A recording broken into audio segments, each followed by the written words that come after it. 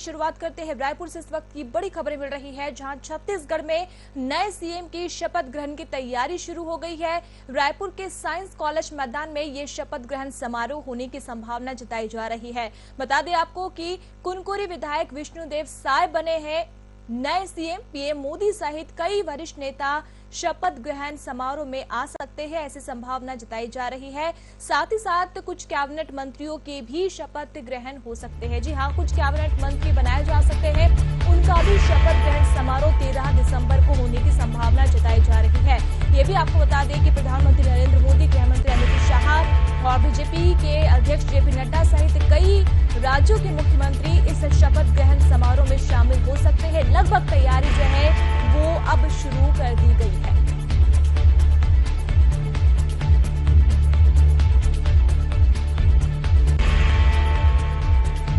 तो कुछ कैबिनेट मंत्रियों का भी शपथ ग्रहण हो सकता है। 13 दिसंबर का समय बताया जा रहा है। जी हां, परसों के दिन 13 दिसंबर को शपथ ग्रहण हो सकता है। रायपुर के साइंस कॉलेज मैदान में शपथ ग्रहण की तैयारी शुरू हो गई है। कुनकुरी विधायक विष्णुदेव साय छत्तीसगढ़ के नए मुख्यमंत्री बने हैं और कल ये फैसला हो गया है। और शपथ ग्रहण की तैयारी, जी हां, शपथ ग्रहण का इंतजार सभी को है। तो 13 दिसंबर का समय बताया जा रहा है। परसों के दिन यानी शपथ ग्रहण हो सकता है। रायपुर के साइंस कॉलेज मैदान में ये भव्य शपथ ग्रहण समारोह होगा और कई राज्यों के मुख्यमंत्री यहां पर शिरकत कर सकते हैं, शामिल हो सकते हैं। साथ ही साथ प्रधानमंत्री नरेंद्र मोदी भी आ सकते हैं।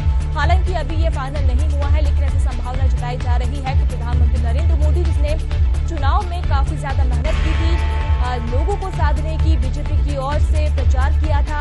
अमित शाह की अगर हम बात कर ले, जेपी नड्डा की अगर हम बात कर ले, तो तमाम जो दिग्गज है केंद्रीय आलाकमान, उन्होंने अपनी पूरी ताकत यहाँ पर झोंकी थी। पार्टी को जिताने में काफी ज्यादा मेहनत की थी और इसी का नतीजा ये रहा कि छत्तीसगढ़ में जो कुछ समय तक असंभव सा लग रहा था वो संभव हुआ और मुख्यमंत्री जो है वो बीजेपी के बने। पार्टी की जीत हुई, बीजेपी की जीत हुई और इसी के चलते ये जानकारी आ रही है कि प्रधानमंत्री नरेंद्र मोदी यहाँ शिरकत कर सकते हैं।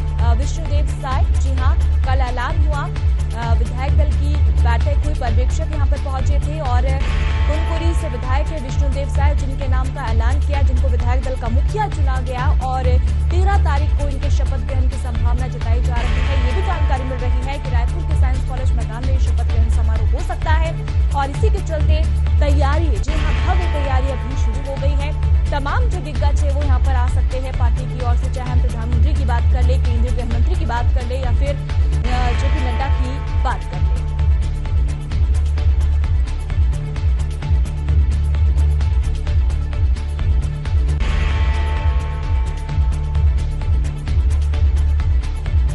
तो कुनकुरी विधायक विष्णुदेव साय नए सीएम बने हैं और बता दें आपको कि शपथ ग्रहण का अब सभी को इंतजार है। 13 तारीख का समय बताया जा रहा है। 13 दिसंबर को शपथ ग्रहण समारोह हो सकता है और शपथ ग्रहण को लेकर तैयारी भी अब शुरू कर ली गई है। ये भी आपको बता दें कि कुछ कैबिनेट मंत्री भी बनाए जा सकते हैं और उनका भी शपथ ग्रहण हो सकता है परसों के दिन। साथ ही साथ डिप्टी सीएम की बात जिस तरीके से कही जा रही थी, उसको लेकर भी कश्मकश की स्थिति बनी हुई है। तो चलिए, मैनेजिंग एडिटर आर के गांधी हमारे साथ जुड़े हुए। गांधी जी, जिस तरीके से सभी को इंतजार था कि आखिर क्या होगा, सस्पेंस यहाँ पर लगातार था, लेकिन सीएम का नाम का ऐलान हो गया और अब इंतजार जो है वो है शपथ ग्रहण का। तैयारियां भी लगभग शुरू हो चुकी है। देखिए, शपथ ग्रहण को लेकर प्रधानमंत्री नरेंद्र मोदी को निमंत्रण भेजा गया है और कयास ये लगाए जा रहे हैं कि 13 दिसंबर को ये शपथ ग्रहण हो जाएगा। साइंस कॉलेज ग्राउंड में तैयारियां भी शुरू हो गई है। कल यहाँ पे साइंस कॉलेज ग्राउंड पे बहुत सारे वरिष्ठ नेता बीजेपी के पहुंचे हुए थे जी। और माना ये जा रहा है कि नरेंद्र मोदी, गृह मंत्री अमित शाह, भाजपा के राष्ट्रीय अध्यक्ष जेपी नड्डा और कई राज्यों के मुख्यमंत्री सहित जो कई राष्ट्रीय नेता हैं बीजेपी के, वो आ सकते हैं। और इस शपथ ग्रहण को लेकर बीजेपी ने बड़े स्तर पर तैयारी की है और जिस तरह से विष्णुदेव साय को नया मुख्यमंत्री बनाया गया छत्तीसगढ़ का, तो ये भी कयास लगाया जा रहा है कि मुख्यमंत्री के शपथ ग्रहण के साथ साथ में कुछ मंत्रियों के और शपथ ग्रहण हो सकते हैं। 2 डिप्टी सीएम का भी जिक्र आ रहा है, तो प्रदेश में मुख्यमंत्री समेत 13 मंत्री हो सकते हैं। तो लिहाजा आप देखिए कि काफी अहम दिन रहेगा 13 दिसंबर, जिस दिन ये शपथ ग्रहण होगा। जी यहाँ पर हम ये भी समझना चाहते हैं कि मुख्यमंत्री के नाम को लेकर जिस तरीके से सस्पेंस था वो नाम कल सामने आ गया। डिप्टी सीएम का भी जिक्र काफी ज्यादा चल रहा है, तो कौन से ऐसे नाम हो सकते हैं डिप्टी सीएम के लिए जो अभी तक लगभग तय माने जा रहे हैं या संभावना जताई जा रही है? डॉक्टर रमन सिंह का बयान एक आया जिसमें 2 डिप्टी सीएम तो कंफर्म हो चुका है कि 2 डिप्टी सीएम होंगे और माना यह जा रहा है कि 2 डिप्टी सीएम यहाँ पे अरुण साव और विजय शर्मा का नाम है, ऐसा कयास लगाया जा रहा है। ओपी चौधरी का भी नाम है, लेकिन 2 डिप्टी सीएम लगभग ये माना जा रहा है कि अरुण साव और विजय शर्मा हो सकते हैं, लेकिन ओपी चौधरी को लेकर भी अटकलें लगाई जा रही है। तो 2 डिप्टी सीएम को लेकर बहुत सारी बातें हो रही है, लेकिन आप देखिए कि इसकी औपचारिक घोषणा भी होना बाकी है। जब तक औपचारिक घोषणा नहीं होगी तब तक इसमें कुछ नहीं कहा जा सकता। जी यहाँ पर एक चीज और मैं आपसे समझना चाहूंगी, डिप्टी सीएम का फॉर्मूला 3 राज्य जहाँ पर बीजेपी की सरकार बनी है, राजस्थान, मध्य प्रदेश और छत्तीसगढ़ में, तीनों जगह ये बात आ रही है कि डिप्टी सीएम का फॉर्मूला हम लागू करेंगे, 2 डिप्टी सीएम हम यहाँ पर बैठाएंगे। कितना सक्सेस हो सकता है या यहाँ पर भी गुटबाजी सामने आ सकती है, क्योंकि लोकसभा चुनाव भी मई में होने वाले हैं? देखिए, बीजेपी में उससे गुटबाजी उभर के सामने नहीं आती है। आला कमान ने जो फैसला कर दिया वो सभी को मान्य होता है। आप देख लीजिए छत्तीसगढ़ में भी जब फैसला लिया गया स्वाभिमान, तो किसी ने उस तरह से ऐतराज नहीं जताया, सभी ने उसको स्वीकार कर लिया। आप देखिए कि यहाँ पर डॉक्टर रमन सिंह जो पूर्व मुख्यमंत्री थे उनका भी नाम था, 15 साल का उसका तजुर्बा था और माना यह जा रहा था कि अब उनको बनाया जाएगा सीएम, तो जो आर्थिक व्यवस्था है और जो तमाम चीजें उसको सुचारू रूप से चलाया जा सकता है। नए व्यक्ति को देने से बहुत सारी परेशानियां दिखती आ सकती है, लेकिन यहाँ पे पार्टी आलाकमान ने जो फैसला किया था और विधायक दल की बैठक में जो प्रस्ताव लाया गया, उस प्रस्ताव पर सभी की मुहर लगी। डिप्टी सीएम का जहाँ तक सवाल है, आप देखिए कि सभी राज्यों में, चाहे राजस्थान हो, चाहे मध्य प्रदेश हो, चाहे छत्तीसगढ़ हो, प्रचंड बहुमत मिला है और कई सीनियर लीडर जीत के आए हैं। जो बीजेपी का सांसद को खड़ा करने का फॉर्मूला था, उसमें अधिकतर सांसद जीत के आए हैं, जिनका पार्टी में अपना वर्चस्व है, दबदबा है।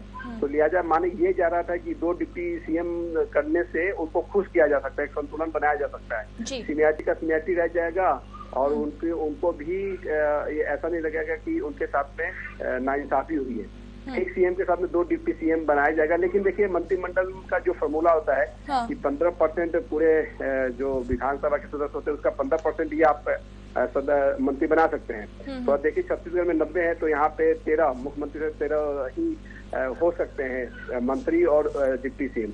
तो लिहाजा 2 अगर डिप्टी सीएम बना दे तो डिप्टी सीएम का कहने से एक अपना कद भी बढ़ जाता है, बाकी मंत्रिमंडल का भी गठन हो जाएगा। तो ये एक कवायद है कि इतने प्रचंड बहुमत मिली है, इतने सीनियर लोग जीत के आए हैं और सभी को सामंजस्य करना है, सभी का समावेश करना है सरकार में, तो ये काफी अहम हो जाता है और शायद इसीलिए बीजेपी संगठन इस ओर आगे बढ़ती जा रही है। जी चलिए, शुक्रिया गांधी जी हमसे जुड़ने के लिए, तमाम जानकारी के लिए। तो कुल मिलाकर अगर हम देखें तो सभी को साधने की कोशिश और जो सीनियरिटी की बात यहाँ पर गांधी जी ने कही वो भी यहाँ पर बहुत ज्यादा मायने रखती है कि कोई ऐसे दिग्गज नेता है छत्तीसगढ़ के जो इस बार चुन के आए हैं और साथ ही साथ सांसद का भी जिक्र यहाँ पर किया, तो सांसद भी है, इसलिए पार्टी 2 डिप्टी सीएम का फॉर्मूला यहाँ अपनाने जा रही है। लेकिन देखने वाली बात होगी कि